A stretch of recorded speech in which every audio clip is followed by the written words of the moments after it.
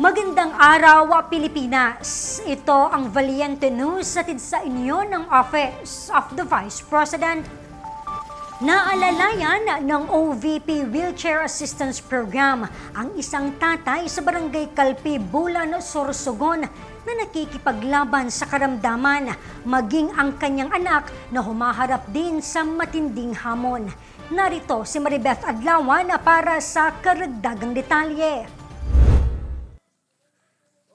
Dito sa Barangay Calpi, bayan ng Bulan, Sorsogon, nakilala namin ang pamilyang Esmera. Sinasalamin nila ang tunay na kahulugan ng pagmamahal at katatagan ng pamilyang Pilipino. Nakikipaglaban sa karamdaman si Tatay Raul. Dahil dito, naapektuhan ang kanyang pagkilos. Kaya't naging hamon sa kanya ang mga pangkaraniwang gawain tulad ng paglabas ng kanilang tahanan at pakikipagsalamuha sa komunidad.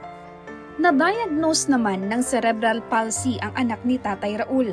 Sobra po mong nahirap. Lalo na solo-solo ako. So, may kung nag-uulian ng bata ko kayo, may ka-danong-danong man ako.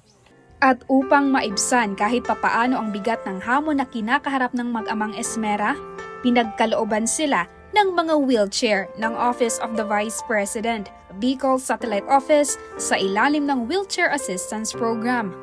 Pasalamat po ako mong nadako-dako sa inyo na nadanunan ako niyo.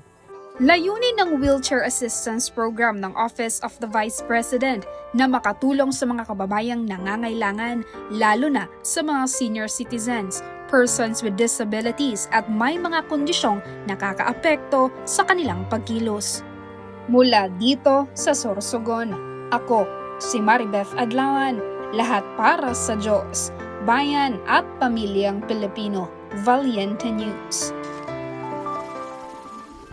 Pagbabago ang Million Learners Campaign ng OVP nakarating na sa ilang pinakamalalayong isla sa lalawigan ng Romblon.